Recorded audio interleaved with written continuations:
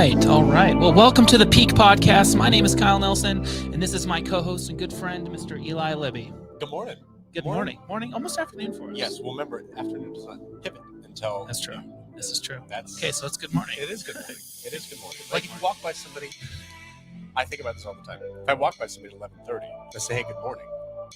But it's 11:30. It doesn't sound like morning. But until it switches to noon, afternoon. Good afternoon, Kyle. I start saying afternoon at around 11. See, I would think that too, but that doesn't make sense. It's not afternoon yet. I agree. Anyways, excited for today. Yes, it's going to be a great conversation. Big, huge day. The Peak Podcast, that's where we're at. Another episode of this with an awesome guest.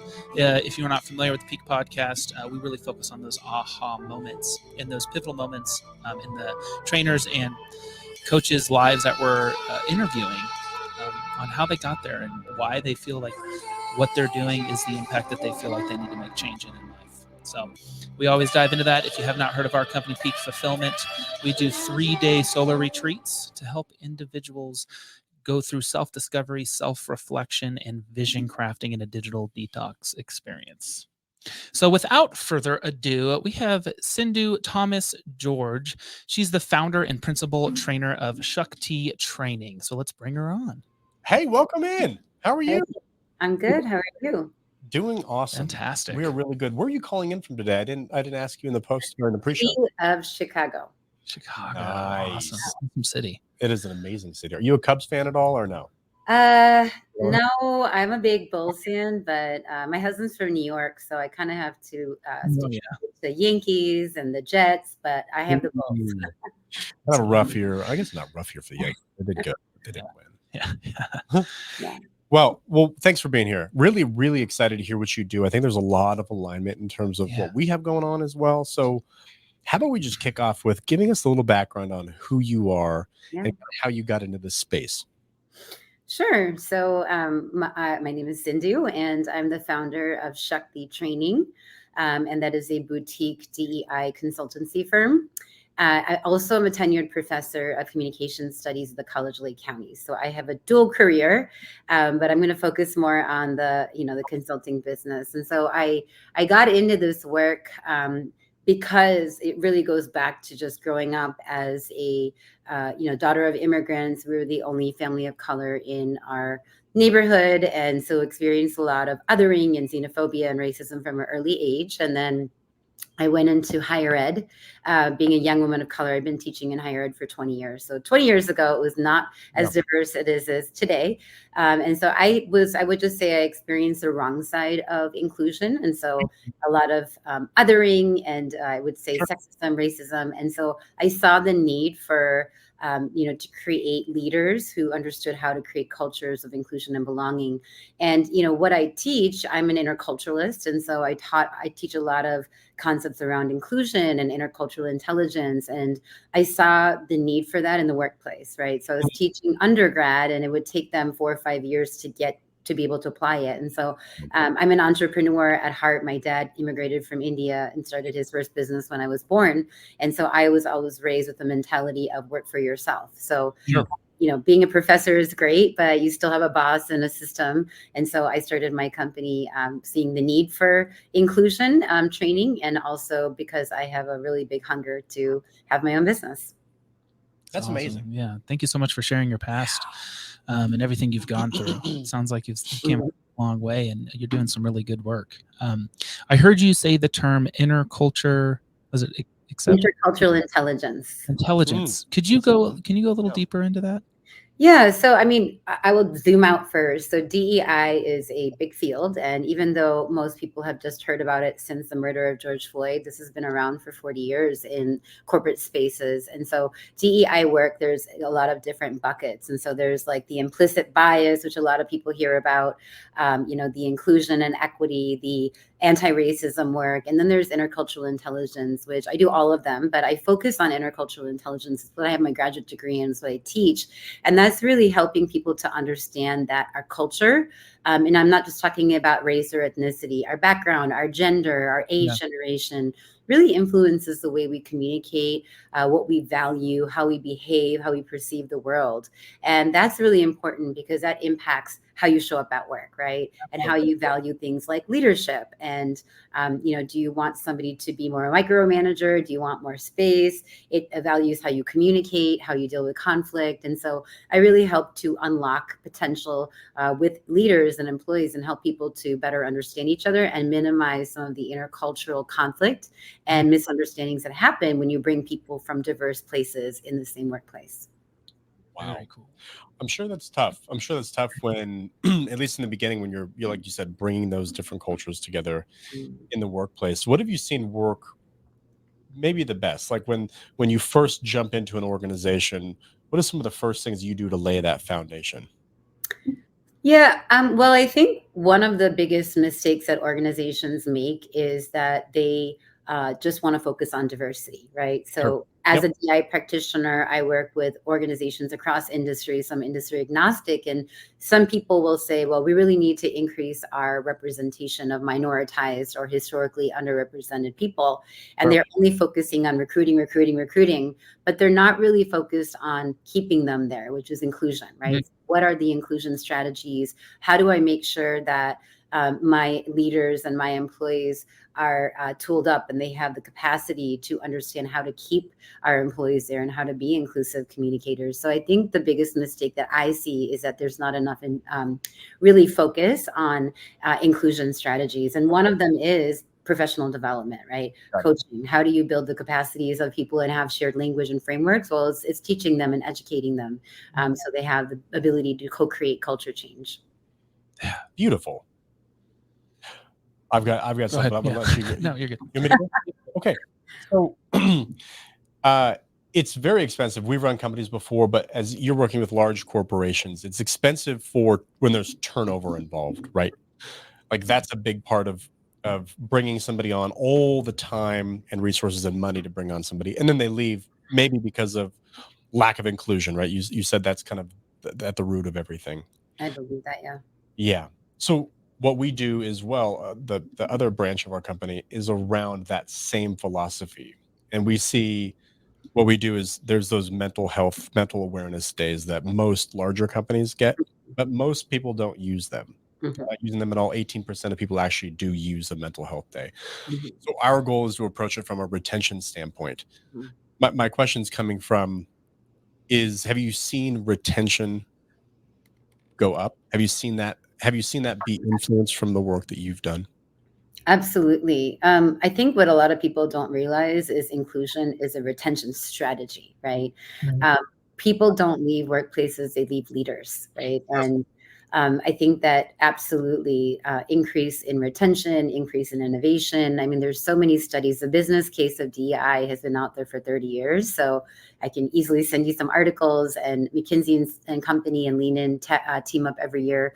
And they do a study on women in the workplace. McKinsey does every other year diversity studies. So absolutely, there's so much return on investment when organizations are really serious about working towards becoming more diverse and at the same time inclusive. And it's not just having diversity in the organization, because if you look at the organizational structure, most companies will say, well, we have so much diversity, but that diversity lies on the bottom levels.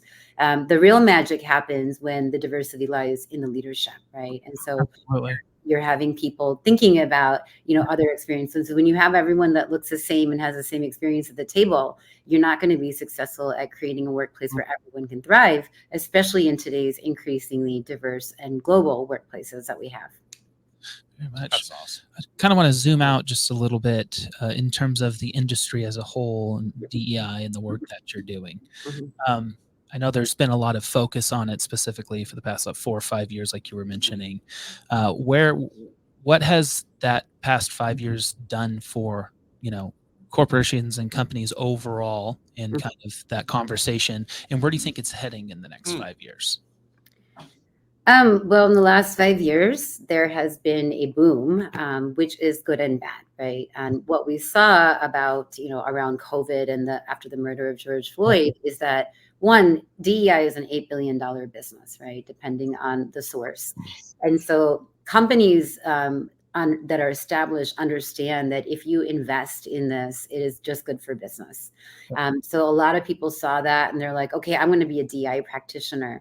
And back in the COVID age, there was so many DEI certificate programs, so many people and organizations and universities were even saying, come take our DEI certificate and then you'll have the highest credential of DEI that you can have, which is a crock of shit. So sorry. No. Yeah, so it's unfortunate that a lot of people paid a lot of money to get this certificate. Maybe they went through like a month of training or a couple months or even 6 months, and we're told, you have credentials now. And so I think the biggest mistake is a lot of people who were not were not skilled and did not have the experience and understand how to deal with the delicacy of these conversations went into the workplace, and sometimes they created a lot of harm. And I think so we saw a huge influx in DEI roles. Also at that time, corporations were investing in DEI, publicly stating we have a commitment to inclusion, hiring DEI officers. And what we've seen in the last few years is a lot of those DEI roles have been dissipated, and also because of the laws, the anti-DEI legislation, a lot of DEI offices have been disbanded. And so because of that, you don't see the big need now. And so we have less practitioners. But I think a big problem at that time was a lot of people were like, well, I'm a person of color, or I am part of the LGBTQ community, or I'm a veteran, or I have invisible disability, and I know what it feels like to be discriminated against. So I have that personal experience. Let me go into the workplace and help other people. Sure. And just having personal experience is not enough to do this work. So I think that was one of the biggest mistakes. And the unfortunate, I would say result and effect of social media is that you can make yourself look like a superstar, right? So we have a lot of people who had thousands and thousands of followers getting hired because they're really good at sitting and talking to themselves. And so that also gave DEI a bad name, right? Because right now we're dealing with this kind of backlash and this negative sentiment around DEI, and those people unfortunately help that, right? Because companies would hire someone and say, okay, this person is awesome, and then that person comes and works and does a lot of harm, which I just had a client, and I'm going to hop on after this with the client that is in that situation, right? And so then there's trepidation. They don't trust DEI. They think it's a bad thing. So yeah, thank you so much kind of sharing the past 5 years and kind of what's going on currently. And kind of what I got out of some of that was, and kind of how I feel too, is it's when people were getting these practitioner certifications, they were doing it for the business model and the money. They weren't doing it out of passion and love and really what they wanted to do. Maybe. Some people were probably doing because that's what they wanted to do. They just weren't. I think there was the large amount of people that did that, but it sounds like there were some people that were just like, they saw it as an opportunity, they jumped on, they got like a training and then did damage, when really there was all these other people like yourself trying to make a big difference. Yeah, and there still is. I mean, there's a lot of practitioners that are doing it for first for monetary reasons, and of course, you have to make money. You gotta make money in business. Right. If your why or your impetus is about money, you're never going to have longevity or success, in my opinion, in this industry. Absolutely. Completely agree. Yeah. How are you attracting these different organizations these days? I mean, the reason I ask is, like, are they coming to you? Are you running ads? Are you talking? Are you speaking? Because this is, I mean, like we're talking about, this is like present things that companies are looking for. Yeah. How are you starting to build that relationship and interact with those organizations? Yeah. Well, I'll back up a little bit. I'm a first generation college student, first generation employee. And so I figured stuff out as I went along. So this is 20 years now later. I am all word of mouth. And, I did hire somebody for a hot second and thinking, maybe let me try marketing. And it just isn't something that works, I think, in my industry, the way that I do it. I'm not an influencer. I'm not a content creator. I have 2 kids and 2 jobs and very busy, person. So I cannot sit there and, capitalize on social media. Yeah. That didn't work. So really it's word of mouth. And then I would say I use LinkedIn, I use my website, just anything that comes organically, podcasts, interviews, write-ups about me. And I think that's really how I get my business. But majority is word of mouth. I also started a Google reviews, maybe, I don't know, 3 or 4 years ago, and I have 30 Google reviews. And a lot of times when I ask people, how did you find me? They'll tell me that they found me online. Powerful. Yeah. Wow. That's super cool. That's awesome. Yeah. Curious, moving forward, what's kind of your main focus? Is it still the interculture? Is there other things that you're looking and focusing on, and kind of how is that? How are things transitioning moving forward? Kind of just That's a great question. It kind of goes back into what's the state of DEI right now, and I know that people who are watching this later won't know this, but we just are the day after the election, right? So now it is confirmed that Donald Trump will be returning to office, and Donald Trump put an executive order to ban DEI trainings during his first term.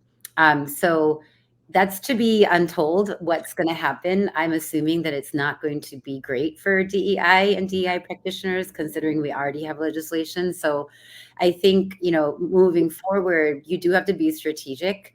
The reality is that there's 1 million immigrants that come to America a year.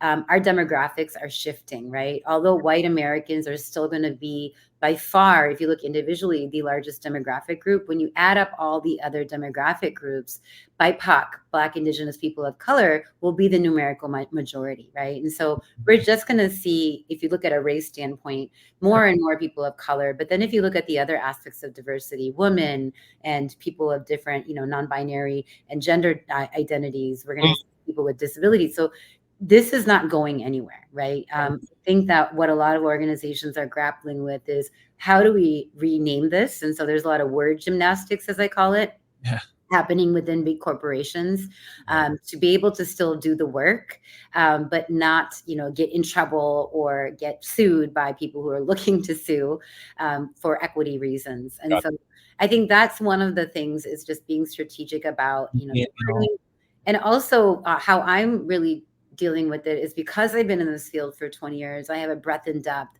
And so I really am honing in on the intercultural intelligence. And that's just a passion of mine. I've been teaching that in higher ed for 20 years. I didn't bring that as a center of my work until maybe like 4 or 5 years ago, because now this is a skill that people are realizing. And intercultural intelligence is really a skill-based, applicable, actionable skill. So it's not like you're talking about things that are frowned upon by men, or making people really uncomfortable, right? So I can talk about, racism, racial inclusion, and privilege, but this is something that's really, how do you work more effectively, productively, meaningfully, and inclusively together? So I'm really leaning into that. And also inclusive leadership. I do a lot of leadership. I started the Chicago Women's Leadership Accelerator, which is a one-day leadership conference that really works to empower women and help close the leadership gap. And I partner with Northwestern's Kellogg School for Nonprofit Management, and I teach and coach nonprofit executives for inclusive leadership. So I think that's a really important skill.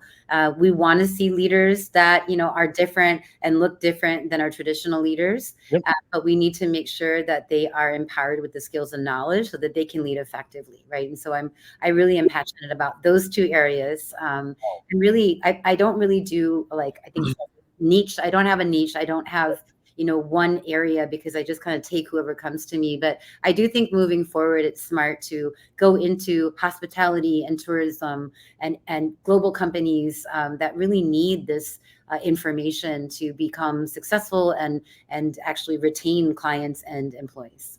Awesome. Thank you so much for sharing the future. So cool. Great to hear from you. Yeah. So as we kind of wrap things up, if you could just leave one thing to our audience to kind of ponder and think about, maybe it's inspiration, maybe it's an actionable item. And then after that, where can people connect with you and learn more about the work that you're doing and possibly reach out? Yeah. So I guess my closing words would be that anyone can be intentionally inclusive. It's a learned skill. You just have to want to do it, right? So tool yourself up, and you don't have to always hire a DI, practitioner. You can read a book, you can watch YouTube videos, you can take trainings online. And so just, if you want to be an intentionally inclusive person, there's a plethora of resources out there. And, you can be anyone and be inclusive if you want to. And then you can find me on LinkedIn. You can find me on Instagram. My handle is Shakti Training, SHAKTI Training, and my website, shaktitraining.com. Awesome. Beautiful. Well, thank you so much, Cindu, for giving us this time and our audience some education and learning, and hopefully it's fruitful for everybody. And we look forward to speaking to you soon. Yeah, thanks for having me. Take care. Well, that was an awesome conversation. Really was. So much education, and I think our audience is really going to. I couldn't agree more, man. So if you have not yet, please subscribe to the Peak Podcast to listen to great great guests just like Cindu, and make sure to subscribe, hit the notification button, and we will see you in the next Peak Podcast episode. See you guys.